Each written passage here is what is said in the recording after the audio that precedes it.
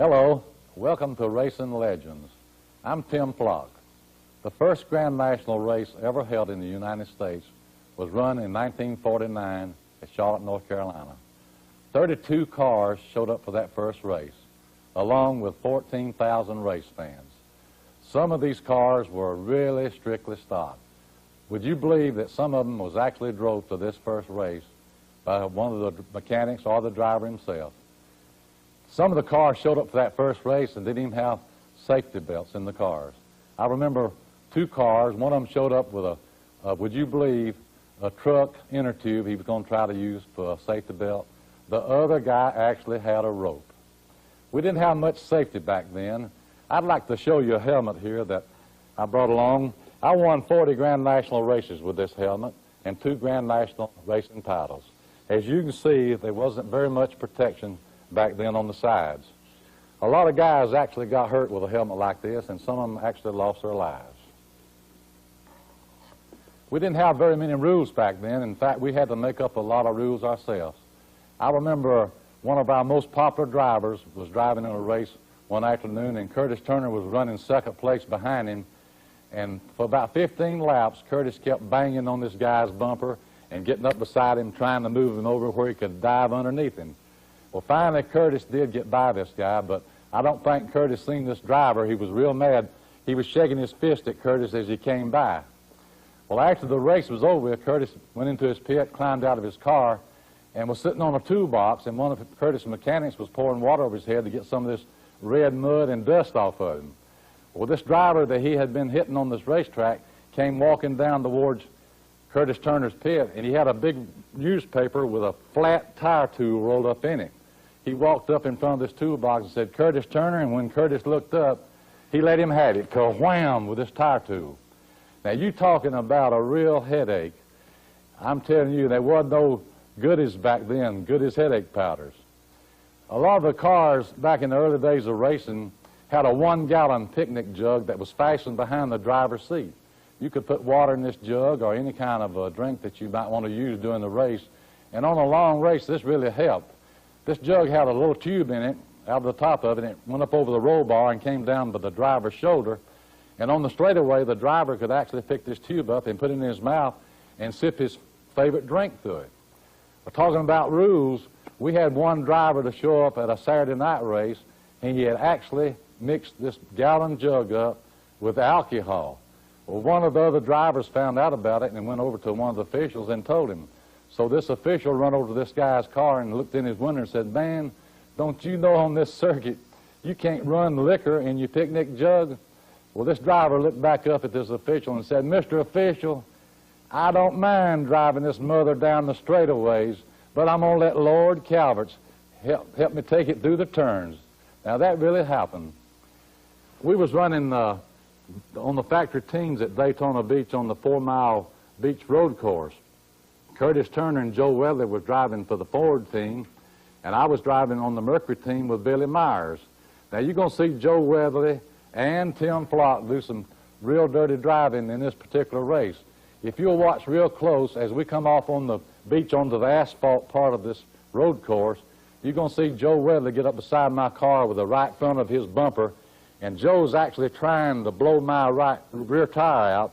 And at Daytona on that road course, it was 4 miles around this track, and if you blowed a tire, it was almost impossible to get back to the pit to change it. It would knock you out of the race. Well, now in the very next turn, I told you I was going to do some dirty driving. Curtis had been banging on me earlier in the film, and he was doing about the same thing Weatherly had been doing. So going down into the south turn, if you watch real close, I drive real hard, and I finally get inside of Curtis Turner, and man, I whammed him real hard. It spun both of us out. Curtis Turner was probably one of the greatest drivers to ever run in NASCAR.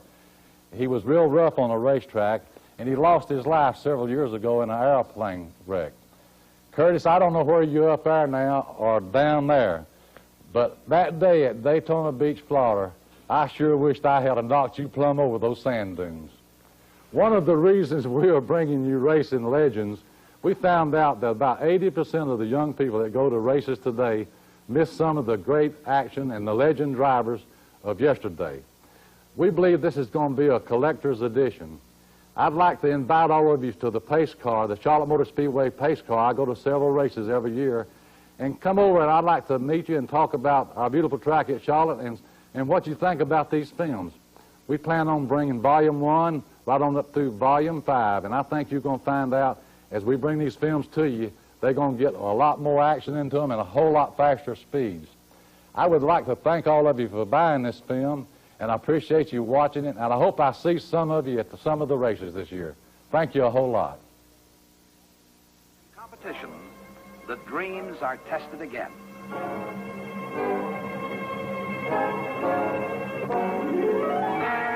When the day ends, the winner is known. The beach is packed with homebound fans. The dreams are real or shattered. But today's performance proves yesterday's dreams. There are some who have brought new dreams, tomorrow's dreams. Daytona Beach is a proving ground for dreams and for men who build them.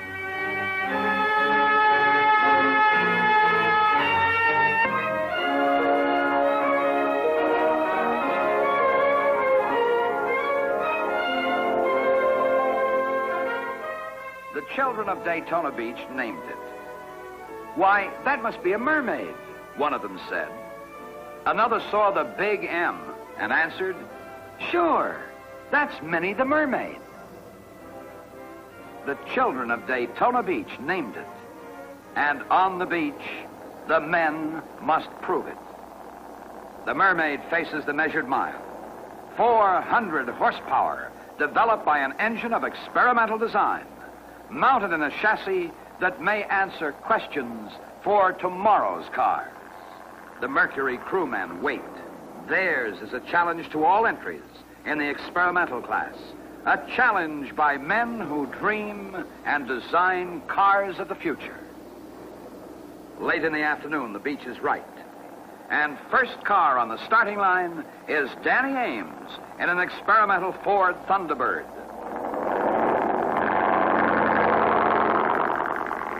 The receding tide leaves a wide, smooth runway.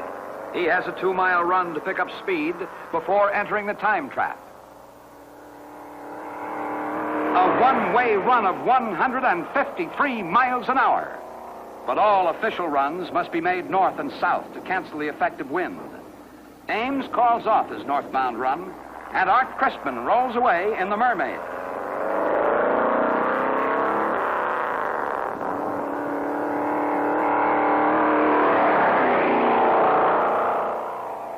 Southbound, 149 miles an hour. He turns, points the Mermaid north. He enters the measured miles, screaming past Ames' Thunderbird. He's really traveling. The experimental Mercury hits 159.9 miles an hour. A Mercury crewman summed it up. The Mermaid in our minds will long live for its beauty and its gracefulness and its power on the beach. Back to the Mercury garage as the engineering data gathered on the beach is assembled. The garage that also houses the competition cars. The safety and performance trials climax in a weekend of stock car racing. Mercury crewmen work on number 15, making final adjustments on a 335 horsepower high-performance machine to be driven by Tim Flock. The Convertible division, although only 2 years old, has caught a major share of the public's attention. Number 14, the second Mercury entry, will be handled by Billy Myers, a top-ranking driver and a top mechanic. Myers can describe in a mechanic's terms exactly what happens inside the car at high speed and suggest adjustments for still better performance. Now, satisfied the car is right, Myers takes it to an out-of-the-way testing ground with mile-long straightaways and tight turns. An abandoned military airport, far off the main roads, will hear again the roar of high-performance machines.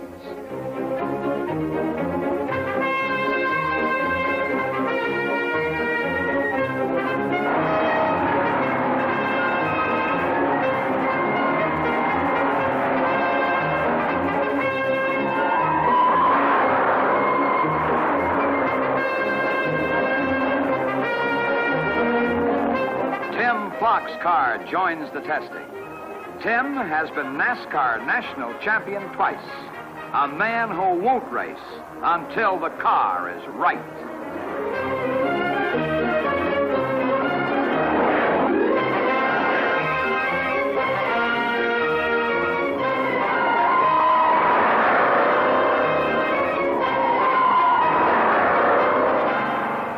Months of engineering and production effort are riding with these highly skilled drivers.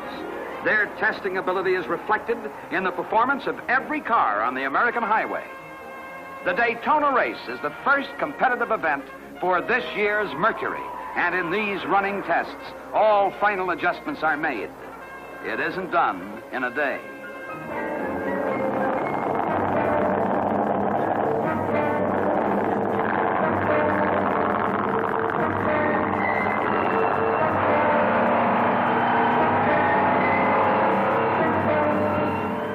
Thousands of test miles roll away past Billy Myers and Tim Flock. Running close together, they drift through corners to measure chassis control.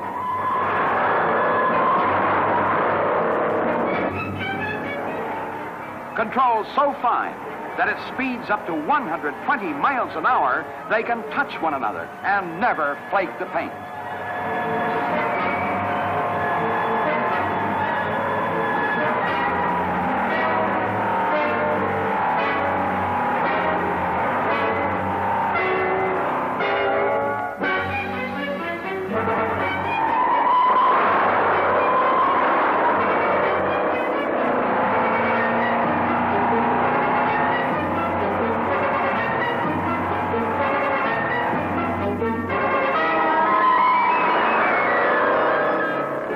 The cars are right.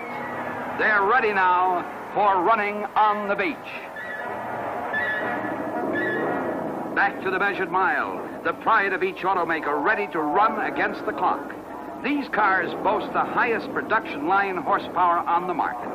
Superchargers, fuel injection, multiple carburetors. These cars can travel.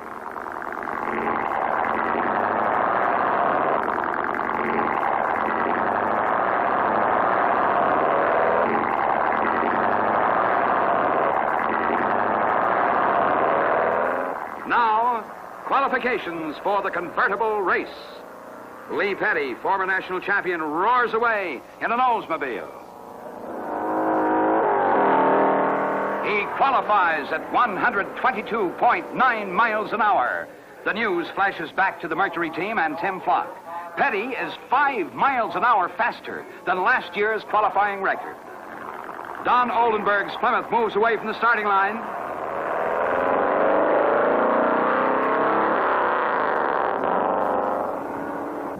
$119.8 miles an hour. Curtis Turner on the line.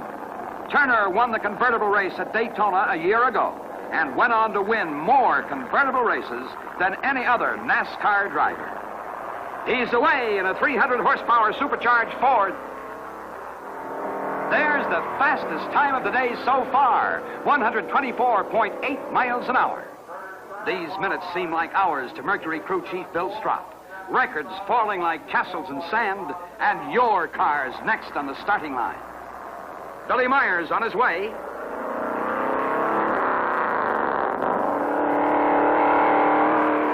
Qualified at 122.6 miles an hour in a beautiful run. Now, what will Tim Flock do? Miles per hour. Yes.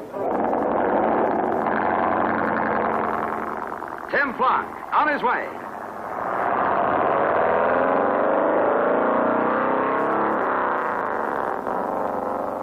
His run shatters all marks. 128.5 miles an hour, fastest of them all. 5 miles away, unaware that stock cars are making history on the measured mile, Daytona Beach waits for the big race.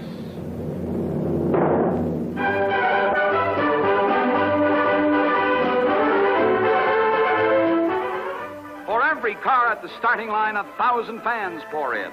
This is opening day in a year-round schedule of racing performance. NASCAR, the National Association for Stock Cars, which sanctions this race, will sanction 2,000 more before the year is over. But there's only one day. Final instructions to the crew, the men who will service the cars at pit stops and plan strategy during the race. This is the end of trials and tests. This is the beginning of the real thing. The pace lap, once around the 4-mile course. Slowly, the cars parade down the 2-mile-long beach straightaway. The slowest car in the starting pack qualified at 107 miles an hour. But this is more than a test of high speed. This is a test of chassis handling, roadability, engine performance throughout the power range. This is a test that packs 30,000 miles of highway driving into a single afternoon. The 2-mile-long beach straightaway ends in a tight turn onto the backstretch. 2 miles to go, and the green flag is waiting. Miss NASCAR is part of the official parade, leading the cars as they move along the backstretch, a 2-lane asphalt road running parallel to the beach. Here they are. Tim Flock's Mercury, fastest qualifier, inside front row. Win Staley's Plymouth next to him. Curtis Turner's Ford in third position.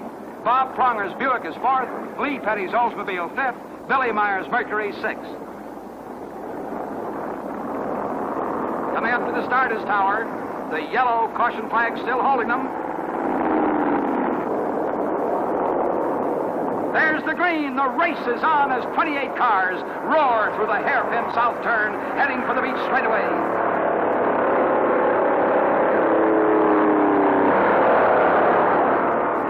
There's a spin, and the yellow flag warns all of the starters.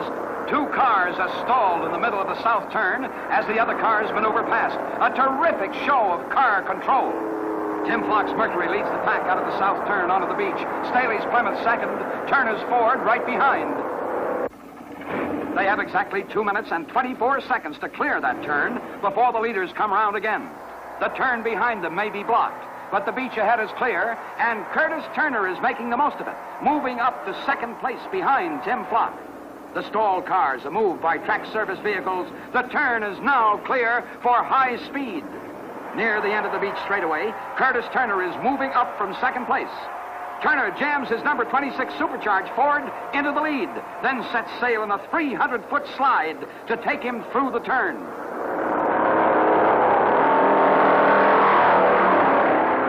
Tim Flock holds second place. Coming fast in third is Billy Myers in number 14 Mercury.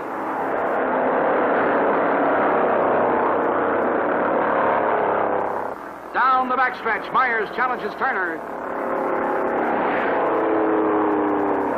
It's Turner first into the south turn. Weatherly in number 12 Ford battles Myers.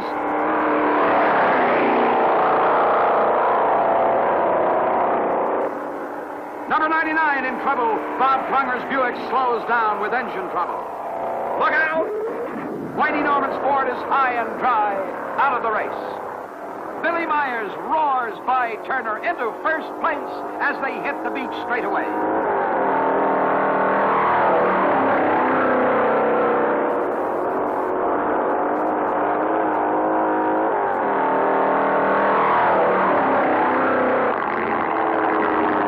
Tim Flock fights his way back into third as Myers, his Mercury teammate, leads the way up the asphalt backstretch.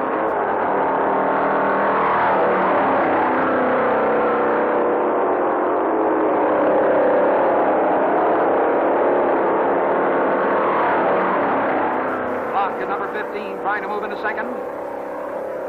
Watch it. Flock's Mercury and Turner's Ford spin out, but magnificent driving brings both cars under control, and they're underway. Myers cutting his way down the beach in record time. Weatherly now in second place. Turner and Flock lost time in their spin. They are 11 seconds behind Myers.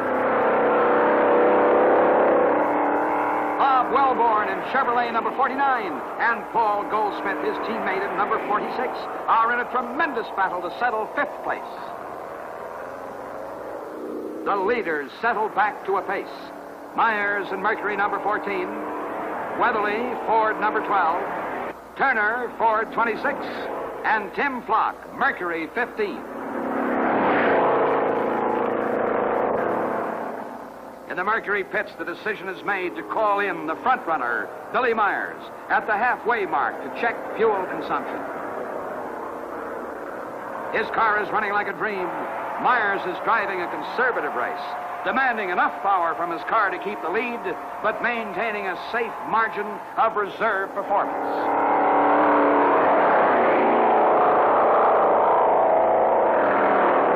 Joe Weatherly is going hard in second place.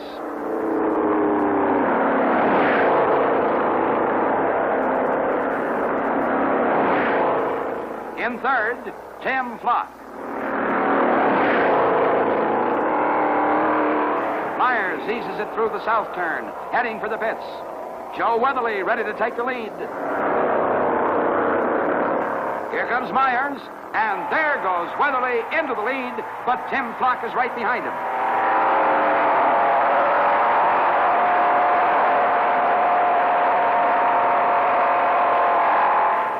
There's trouble in the Mercury pit. Myers reports to the crew that mud thrown up in the turns has clogged his radiator. While the car is refueled, the radiator is washed out. This pit stop is eating up time. Here comes Curtis Turner to his pit. Myers is away, 150 seconds in the pit, and that much time is hard to make back. Turner waits. He's also had a share of radiator trouble. Joe Weatherly's number 12 comes in for fuel, and that puts Tim Flock in the lead. But the Mercury crew has signaled Tim to come into the pit. He's got to refuel. And here comes the leader. The decision has been made to add fuel only. The Mercury crew is gambling that the new car will go the distance without mechanical attention. Tim rolls away with 18 gallons of fuel in 14 seconds. Turner, number 26, charges away from the pit, ready to race, and right behind him, Joe Weatherly gets underway. This is going to be a battle. Tim Flock roars into the north turn. 60 miles to go to the checkered flag. He's in front by less than half a lap.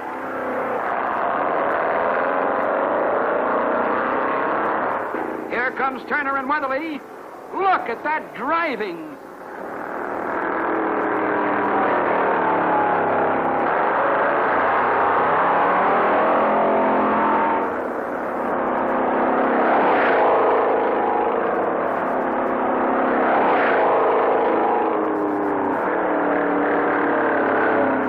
Tim maintains a relentless pace. Weatherly and Turner can't meet the challenge.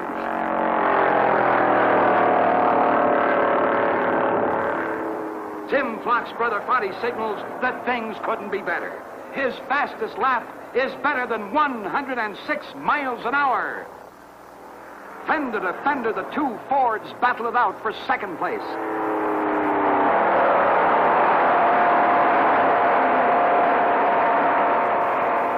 Coming out of the north turn, Turner in 26 takes it.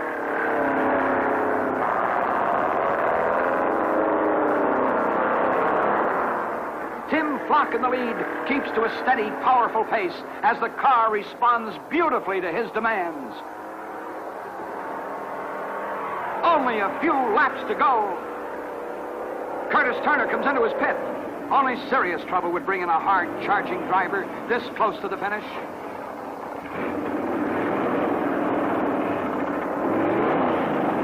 Turner is out of the race with a broken radiator. Flock roars the north turn with a new record running for him. His average speed, including pit stops, has been better than 101 miles an hour. Joe Weatherly keeps a tight grip on second place. Loose sand in the turn makes rough going.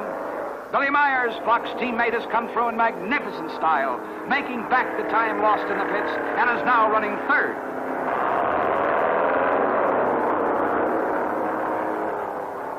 Through the south turn for the last time, and down the long beach straightaway, Flock's Mercury is smooth as ever.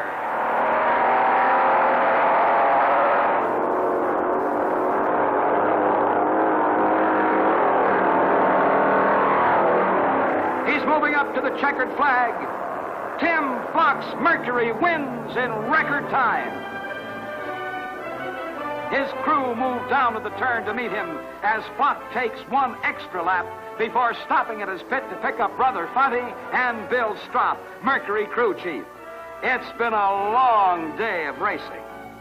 On to the winner's circle with a new record for convertibles of 101.3 miles an hour, 5 miles an hour faster than the average speed in this race a year ago. A driver's dream come true. To win in style, to win with record performance. This is the beginning of a year of competition. A year in which performance on the racetracks leads to higher performance on the highways. Dreams are proven in performance. Tim Flock, Billy Myers, the men of the Mercury division have proven their dreams at Daytona Beach.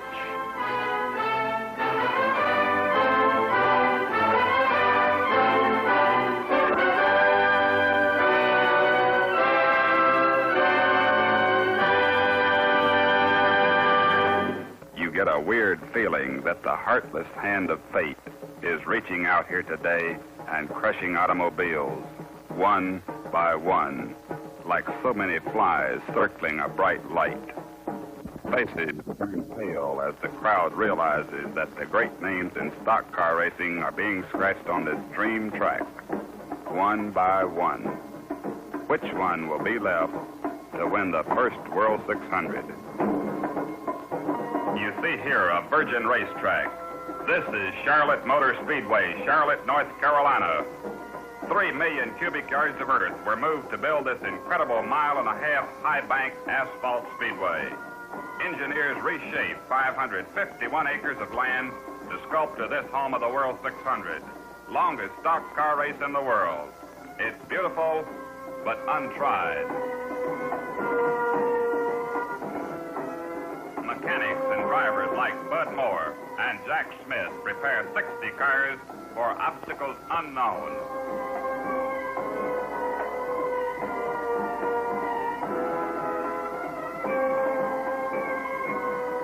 46-year-old Lee Petty readies not one but 3 cars to be piloted by his son Richard, Bobby Johns, and himself. Lee topped all in NASCAR Grand National point standings in '59, and this year is second only to son Richard.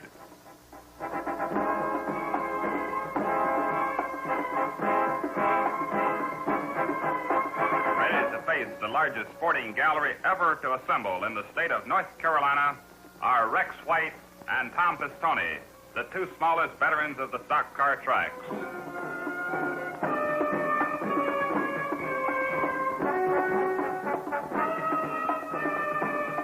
Jimmy Thompson is no different from the rest. Nobody knows for sure how this track will react under the mutilation of 240 hot tires spinning at speeds yet unknown on a June afternoon. They can only tune and check their cars with precision and prayer. Famous deans of the track like Smokey Yunick, Curtis Turner, president of this track, and Fireball Roberts can only guess about actions and reactions on the fresh 1.5 mile track. Every racetrack has a personality of its own. One is like a man, tough, big, predictable. Another can be like a woman, graceful, mysterious, unpredictable. You can tell by looking at Charlotte Motor Speedway that it has a special personality of its own. The front stretch bends twice between the 4th and 1st turns. Turns are banked at 24 degrees, but nobody knows how she'll react, because nobody ever raced on Earth.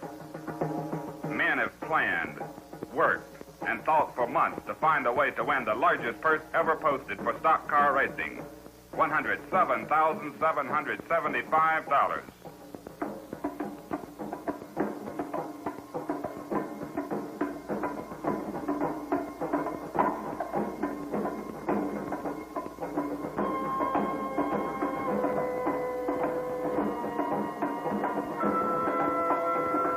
3 days ahead of the fateful race, cars charge into the track for the first time.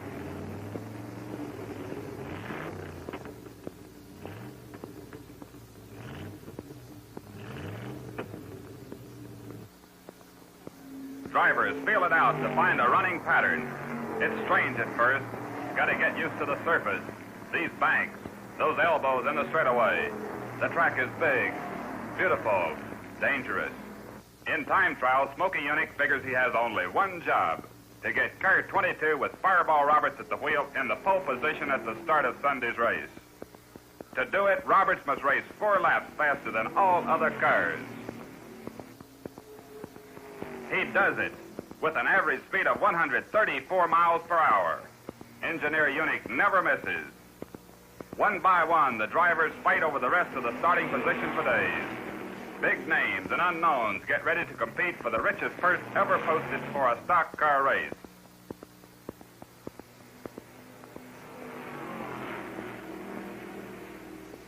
Old Leadfoot Curtis Turner, the Babe Ruth of auto racing, gets a taste of the track and nails down 3rd starting position. Tires face unprecedented tests on this longest race challenge. No one can be sure which rubber, which pressure is safest. Chattanooga's Jolie Johnson qualifies. Johnson won the NASCAR National Convertible Championship last year.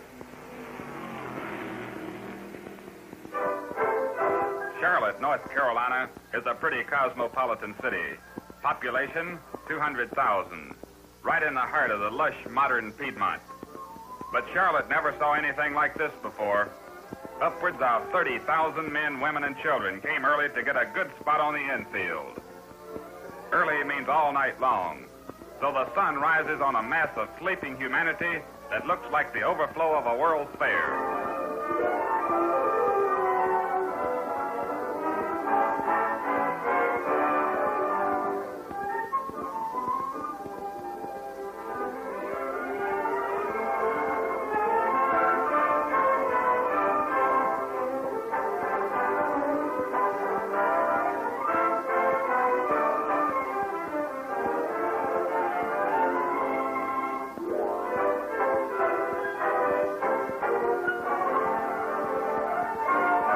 Wondering why people camp out like this, just sleeping and making breakfast on the infield, or driving bumper to bumper in a line of cars 11 miles long outside the gates of Charlotte Motor Speedway. Folks make themselves comfortable, meet new friends, truck out their books, cards, guitars, and transistors. Now the local people begin pouring in from all directions. The track is right on Interstate 85 and U.S. Highway 29 on a gentle hill of North Carolina red clay. The Middle South has been watching progress on this track for the better part of a year.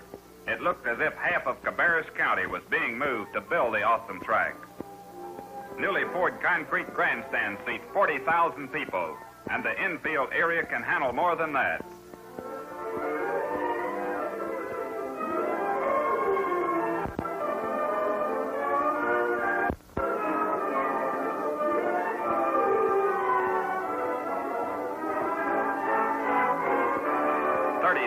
Cars can park here and do.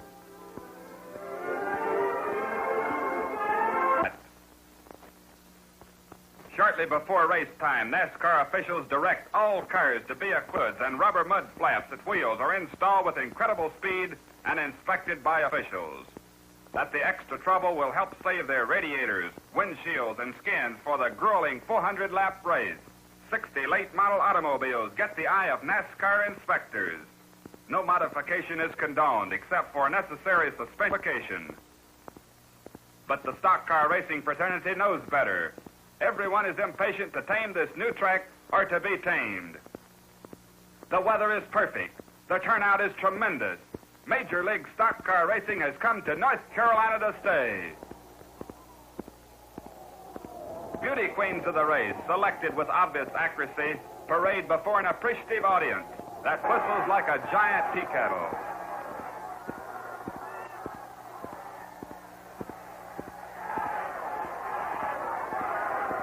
Executive Vice President Bruton Smith snips the red ribbon. A rocket explodes to announce to the world that an unusual race is about to start. The first annual World 600. No one has any idea just how unusual it would turn out to be. Now the booming pack assembles for the parade lap. An excited crowd roars in anticipation. 60 men grit their teeth and tense their right legs, waiting to drive their accelerator pedals to the floor. Engines growl like caged animals. The moment of reckoning is here. As cars come off the fourth turn, they let go. They're passing the point of no return. The green flag is waving. It's flying high. Get out of the way. That pole position pays off for Fireball Roberts, who breaks way out. You're looking at 60 cars racing at better than 125 miles per hour, jammed in one tight pack. This is one critical time when trouble could be mighty contagious.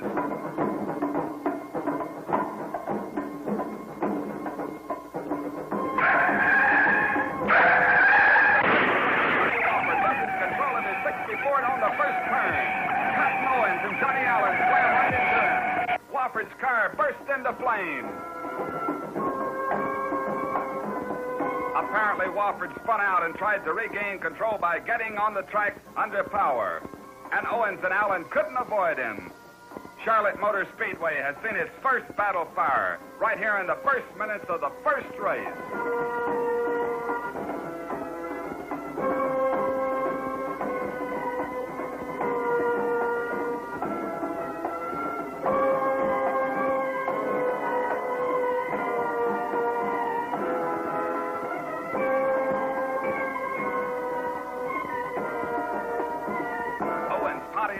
And Allen Chevy are wrecked. Miraculously, no one is hurt.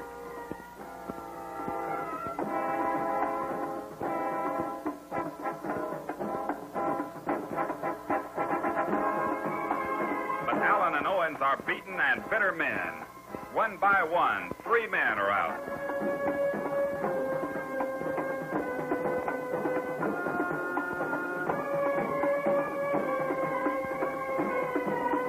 Johnny Dollar's car, driven by Ed Marksteller, is pulled to the pits after a spin on the home stretch.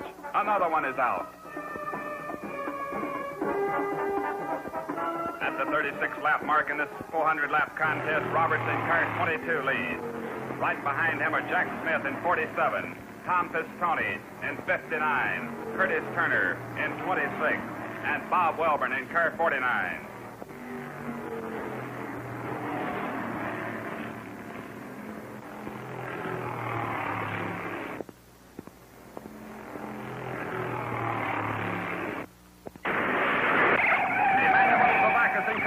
And Bucky Blackburn in car 64 is spinning.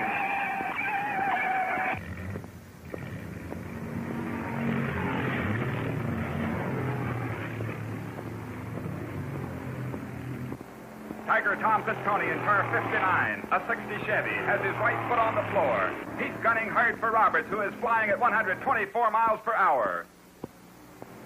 Pistone comes up to Roberts here between the third and fourth turns and passes Roberts. The crowd is wild. Roberts pulls over for his first pit stop, and Pistone leads at the 66th lap.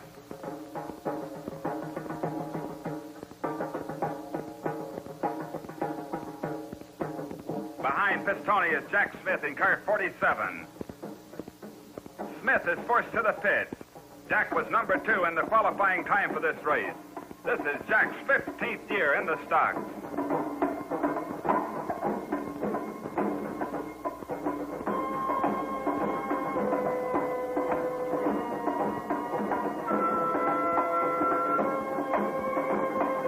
At the 73rd lap, Pistone comes into the pits. Junior Johnson breaks out into first place. Jockey-sized Tom wants back in and fast. He's burned up midget and modified tracks for 11 years and is determined to win his first NASCAR event today. Johns hits the rail.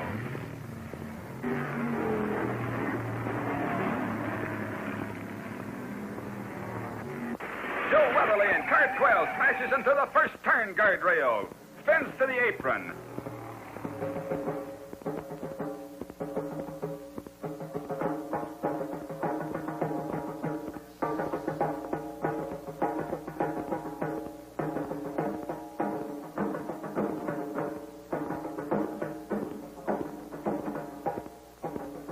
Joe's frantic crew tries valiantly to bring him back, but Weatherly is out. One by one, the big ones go.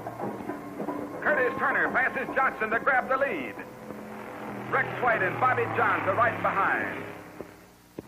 Jack Smith is pushing his way toward the front for 2 laps. Robert surges back to lead. Junior Johnson and Jolie Johnson push him. Junior Johnson loses it, takes the rail hard. Roberts holds that lead for the second sustained grip in this race.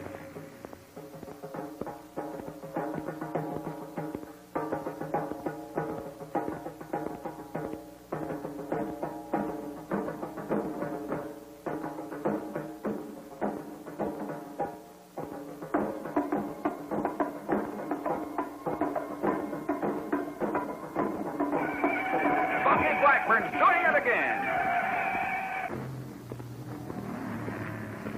Now Larry Frank climbs into the guardrail. Fireball Roberts clings grimly to his slim lead with Jack Smith in car 47 on his tail. Then Bob Welborn, Ned Jarrett, Curtis Turner, and Jim Reed all packed in the same lap.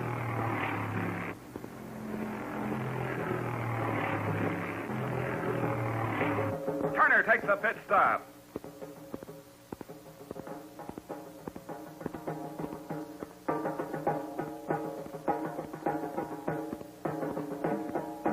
The tricky front stretch posed no problems to these drivers during time trials, but today it's a different story.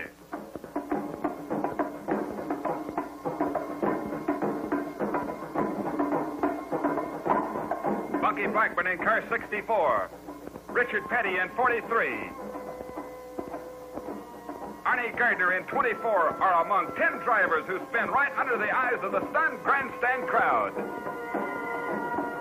Grandfather Lee Petty is one of the 10. He loses control and spins out. Petty's crew break their backs to get the 60 Plymouth back in the money.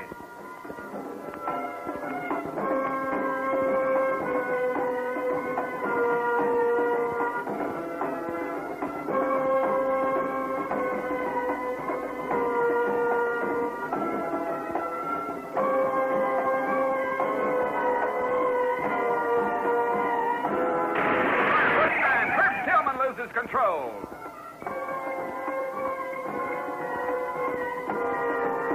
Tillman is out of the race, 1 by 1.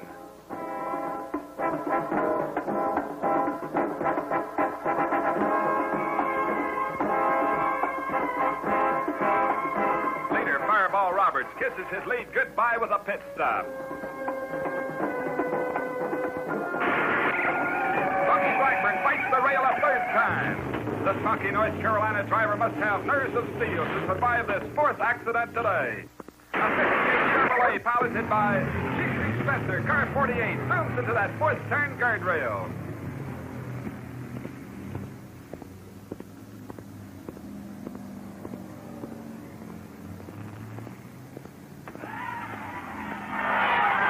The lead now bounces around from Smith to Roberts, to Turner, to Pistone, all tearing, clawing, pushing mercilessly to the front.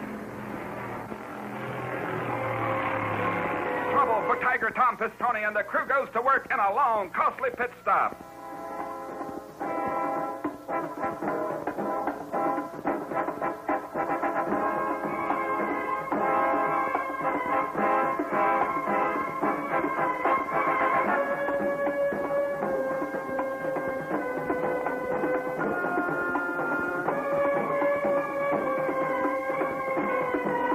In the 159th lap, Jack Smith in car 47 takes over the lead.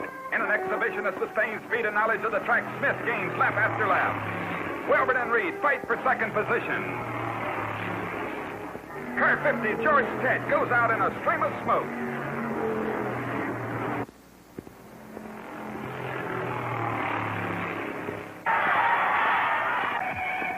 Doug Yates, car 23, explodes into the 4th turn rail.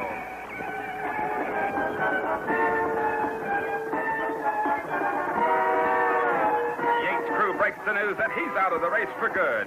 One more. Fireball Roberts wants Smith behind him. The contest becomes a personal one between Roberts and Smith. 38 cars still run out of a starting field of 60. Robert desperately pushes his 60 Pontiac to catch up with Smith in his 60 Pontiac.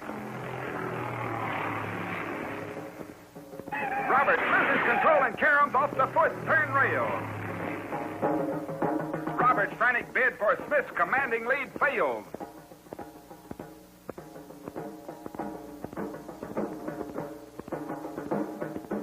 His men refuse to give up. His front end has collapsed. Doesn't look like much hope. Car 22 goes out for good. Roberts is through. One by one they go.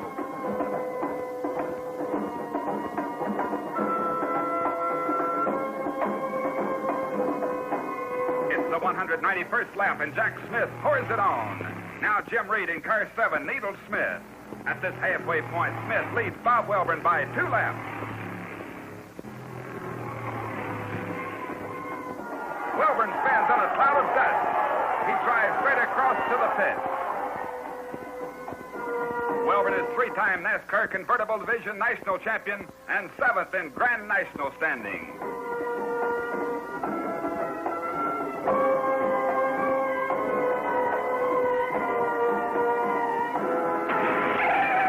Another car slams into the rail. It's car 11, a 64 driven by Ned Jarrett. Jarrett's okay. His car is a wreck. One by one, the favorites and the long shots seem to be dropping. Fate is busy today. The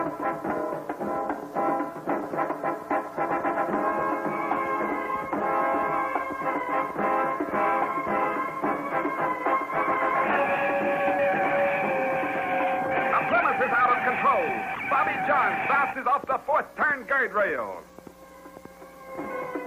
Many of these drivers have deep-seated superstitions. Some rebel at the color green. Another wears the same old shoes. Today, another superstition is in the making. That fourth turn is turning out to be a nemesis. No one can say whether the driver's apprehension is real or imaginary. But there's no question but that today, that fourth turn rail is drawing racing cars into it like a modern Lorelei.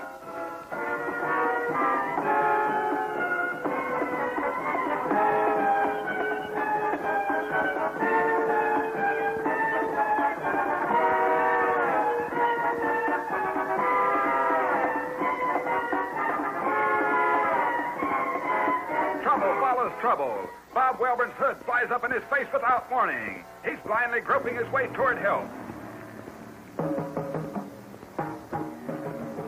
The damaged hood comes off. The pit crew installs a new windshield, and Welborn gets ready to come back to challenge leader Jack Smith again. That fateful fourth turn draws another. It's car 15, Johnny Cutter spinning. Smith, real good. His Pontiac is holding up beautifully against Welborn. Junior Johnson, Buck Baker, and Jolie Johnson. Welborn is headed for the pit. That gives Smith an even greater command over the race. It looks as if Smith is way toward winning the first World 600 Thriller.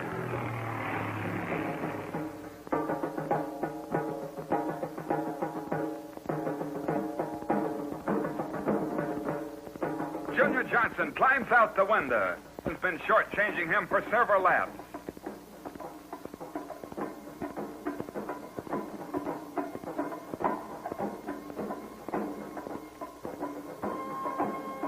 The engine catches fire.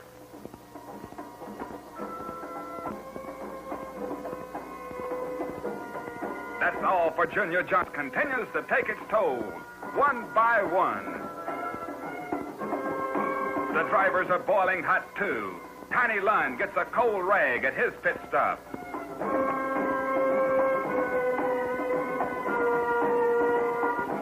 With a 5-lap lead, Jack Smith takes a needed break for gas here in the 301st lap.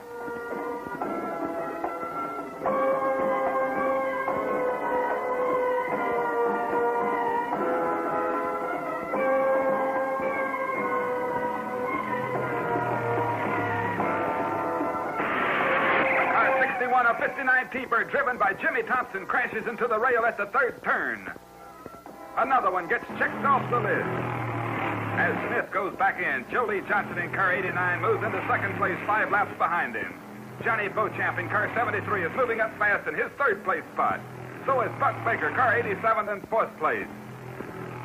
The crowd notices something coming out of Jack Smith's car. It might be gas, smoke, or steam.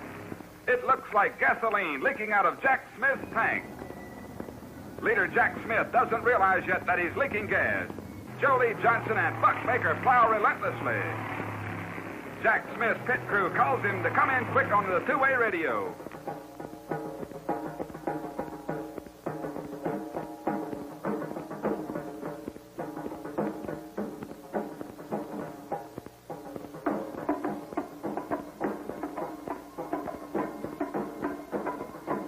A piece of metal out of nowhere has lacerated Smith's gas tank. The hole is as big as your fist. Mechanic Bud Moore desperately tries to plug the gaping hole with a water brag. They fill the tank again and send Smith back out to try to finish the remaining 50 laps. Only Jack Smith and his crew understand the disaster that may be right around the corner for a car the crowd thinks is a sure winner. Jolie Johnson turns up the officials that the extra trouble will help save their radiators, windshields, and skins for the grueling 400-lap race. 60 late-model automobiles get the eye of NASCAR inspectors. No modification is condoned except for necessary suspension. But the stock car racing fraternity knows better. Everyone is impatient to tame this new track or to be tamed. The weather is perfect. The turnout is tremendous. Major League stock car racing has come to North Carolina to stay. Beauty queens of the race, selected with obvious accuracy, parade before an appreciative audience that whistles like a giant tea kettle.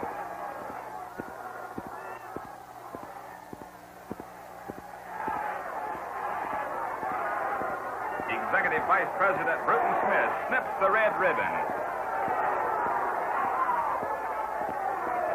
A rocket explodes to announce to the world that an unusual race is about to start. The first annual World 600. No one has any idea just how unusual it would turn out to be. Now the booming pack assembles for the parade lap. An excited crowd roars in anticipation. 60 men grit their teeth and tense their right legs, waiting to drive their accelerator pedals to the floor. Engines growl like caged animals. The moment of reckoning is here. As cars come off the fourth turn, they let go. They're passing the point of no return. The green flag is waving. It's flying high. Get out of the way.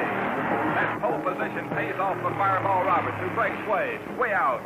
You're looking at 60 cars racing at better than 125 miles per hour, jammed in one tight pack. This is one critical time when trouble could be mighty contagious.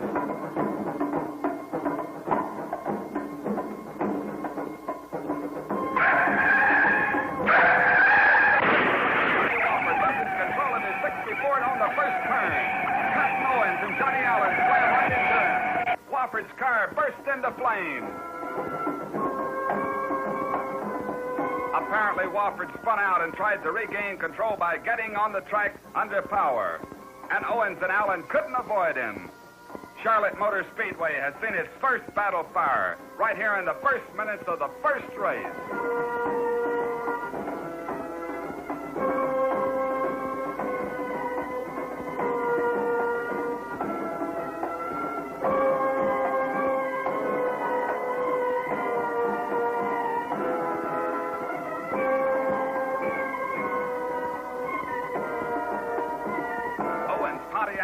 And Allen's Chevy are wrecked.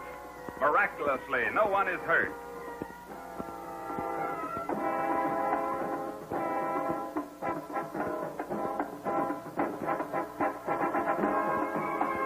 But Allen and Owens are beaten and bitter men. One by one, 3 men are out.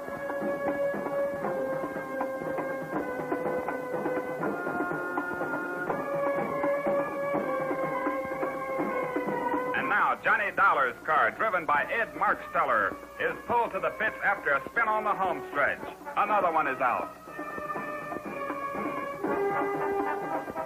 At the 36-lap mark in this 400-lap contest, Roberts in car 22 leads. Right behind him are Jack Smith in 47, Tom Pistone in 59, Curtis Turner in 26, and Bob Welborn in car 49.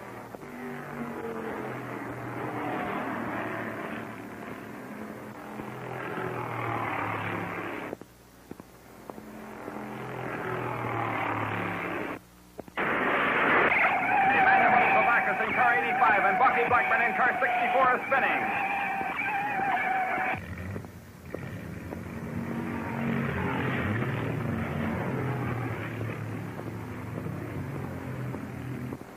Tiger Tom Pistone in car 59, a 60 Chevy, has his right foot on the floor. He's gunning hard for Roberts, who is flying at 124 miles per hour.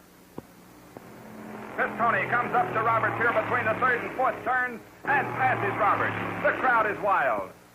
Roberts pulls over for his first pit stop, and Pistone leads at his 66th lap.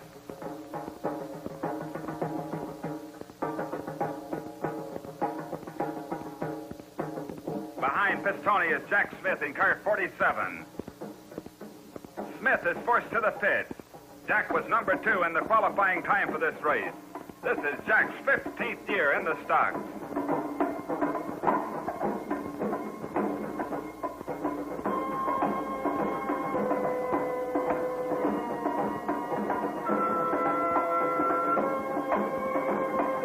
At the 73rd lap, Pistone comes into the pits. Junior Johnson breaks out into first place. Jockey-sized Tom wants back in and fast. He's burned up midget and modified tracks for 11 years and is determined to win his first NASCAR event today. Ronnie Johns hits the rail.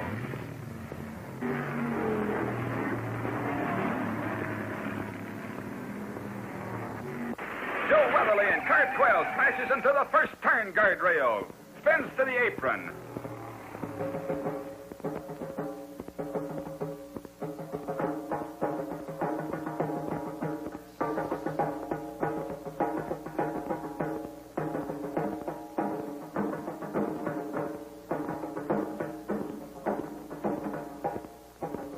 Joe's frantic crew tries valiantly to bring him back, but Weatherly is out. One by one, the big ones go. Curtis Turner passes Johnson to grab the lead. Rex White and Bobby Johns are right behind. Jack Smith is pushing his way toward the front for 2 laps. Robert surges back to lead. Junior Johnson and Jolie Johnson push him. Junior Johnson loses and takes the rail hard. Roberts holds that lead for the second sustained grip in this race.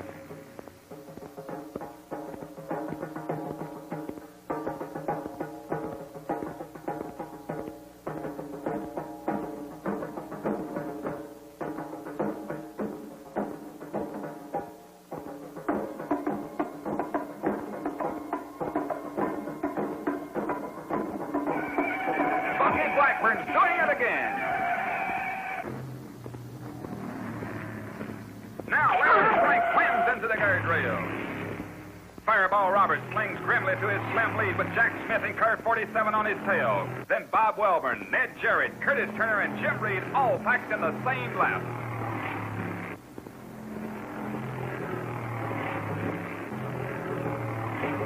Turner takes a pit stop.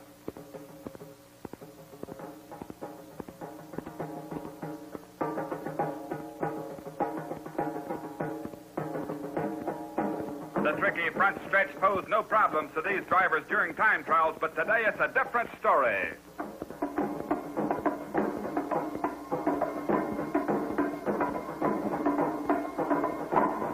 Bucky Blackburn in car 64.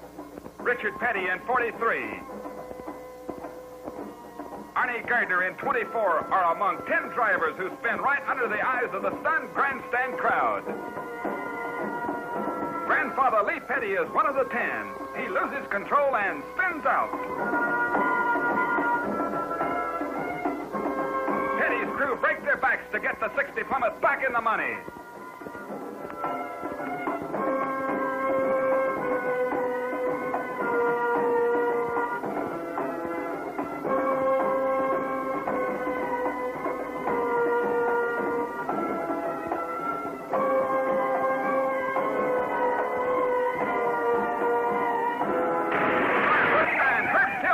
Control.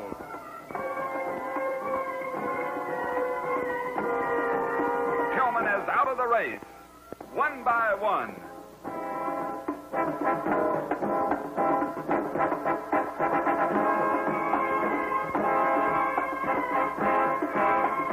Leader Fireball Roberts kisses his lead goodbye with a pit stop. Blackburn fights the rail a third time. The spunky North Carolina driver must have nerves of steel to survive this fourth accident today. A 50's Chevrolet piloted by G.C. Spencer, car 48, zooms into that fourth turn guardrail.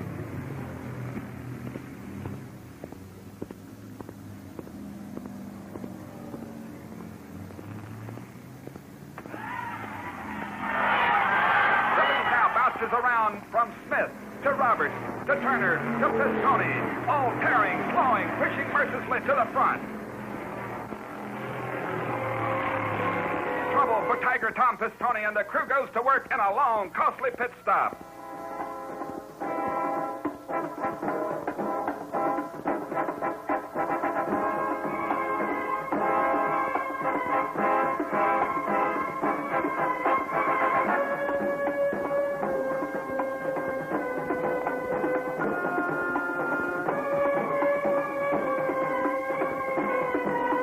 In the 159th lap, Jack Smith in car 47 takes over the lead. In an exhibition of sustained speed and knowledge of the track, Smith gains lap after lap. Wilbur and Reed fight for second position. Car 50, George Ted, goes out in a stream of smoke.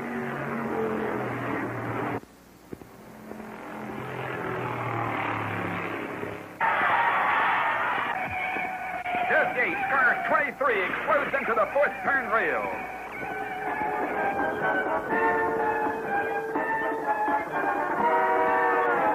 Yates' crew breaks the news that he's out of the race for good. One more.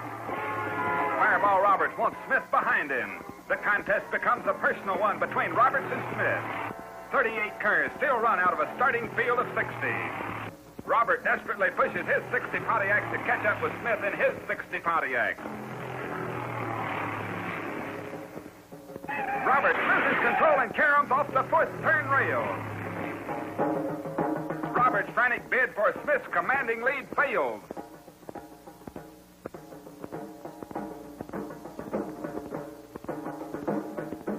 His men refuse to give up. His front end has collapsed. Doesn't look like much hope.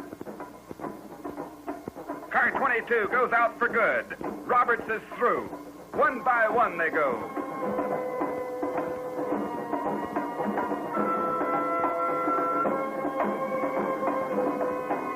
It's the 191st lap, and Jack Smith pours it on. Now Jim Reed in car 7 needles Smith. At this halfway point, Smith leads Bob Welborn by 2 laps.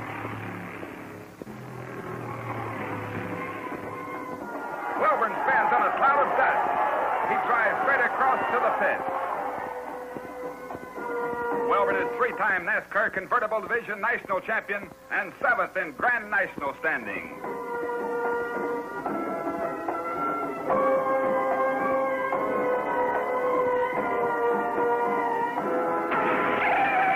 Another car slams into the rail. It's car 11, a 64 driven by Ned Jarrett. Jarrett's okay. His car is a wreck. One by one, the favorites and the long shots seem to be dropping. Fate is busy today.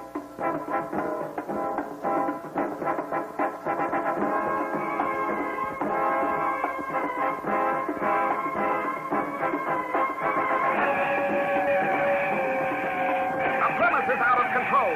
Bobby Johns bounces off the fourth turn guardrail. Many of these drivers have deep-seated superstitions. Some rebel at the color green. Another wears the same old shoes.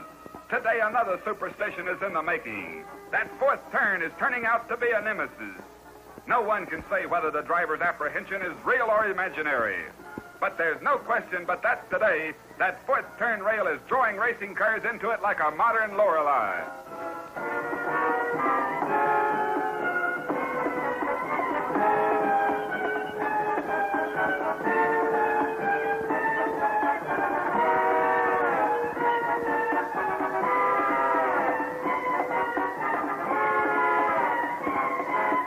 Trouble follows trouble. Bob Welburn's hood flies up in his face without warning. He's blindly groping his way toward help.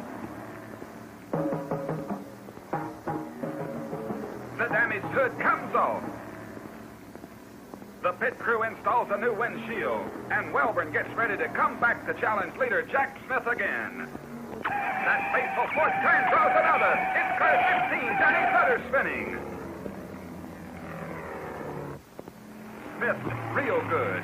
His Pontiac is holding up beautifully against Welburn.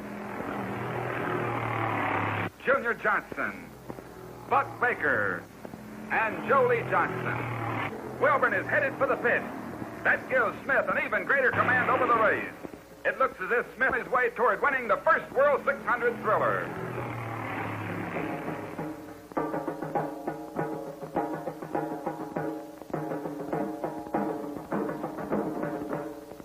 Junior Johnson climbs out the window. It's been shortchanging him for several laps.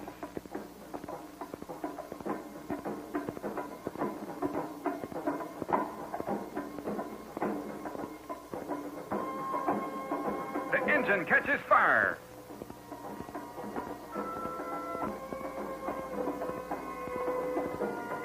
That's all for Junior Johnson. Continues to take its toll, one by one. The drivers are boiling hot, too. Tiny Lund gets a cold rag at his pit stop.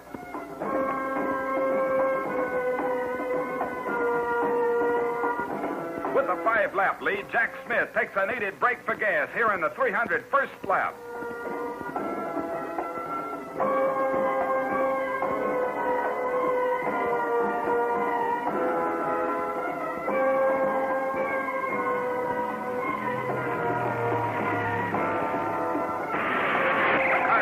A 59 T-Bird driven by Jimmy Thompson crashes into the rail at the third turn. Another one gets checked off the list. As Smith goes back in, Jolie Johnson in car 89 moves into second place 5 laps behind him. Johnny Beauchamp in car 73 is moving up fast in his third place spot. So is Buck Baker, car 87 in fourth place. The crowd notices something coming out of Jack Smith's car. It might be gas, smoke, or steam. It looks like gasoline leaking out of Jack Smith's tank. Leader Jack Smith doesn't realize yet that he's leaking gas. Jolie Johnson and Buck Baker plow relentlessly. Jack Smith's pit crew calls him to come in quick on the two-way radio.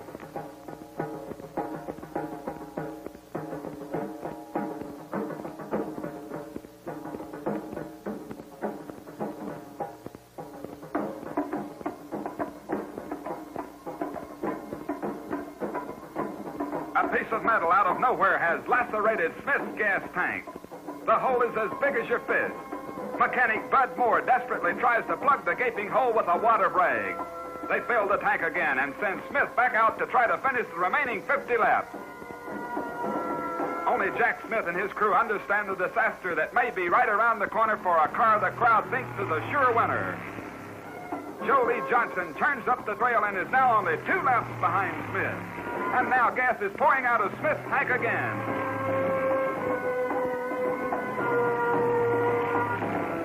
Smith must come out of the race again to stop the flow of gas, which at this moment is like pouring blood from Smith's veins. Grimly the crew works. As they do, Jolie Johnson speeds by and takes the lead.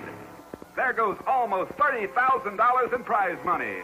There goes the race for Jack Smith after an unbelievable lead of 198 laps, almost half the entire race.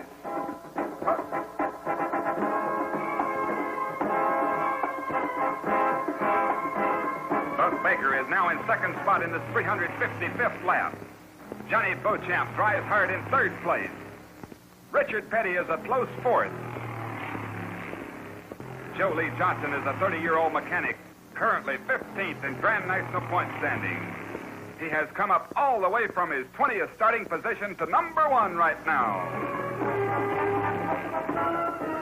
Buck Baker's in trouble. With mechanical difficulties, this stop for the number 2 man is critical.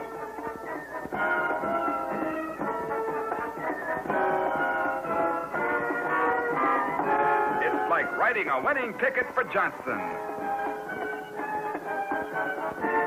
The biggest threat Joe Lee Johnson has in this 386-lap R Johnny Beauchamp in car 73, Bobby Johns in car 46, the Petty Plymouth, and the possible last-minute car failure.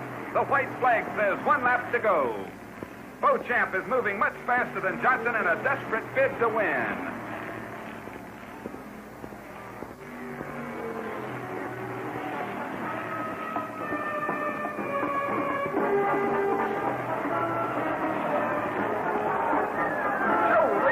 Johnson wins it. Johnson is the first man to see the checkered flag, the same as looking at more than $27,000 in cash, and the historic pride of winning the first World 600 race. One by one, the racing greats have bit the dust, like 36 little Indians. Only 24 cars out of 60 finished this spectacle. Joe Lee Johnson lasted to lead them all.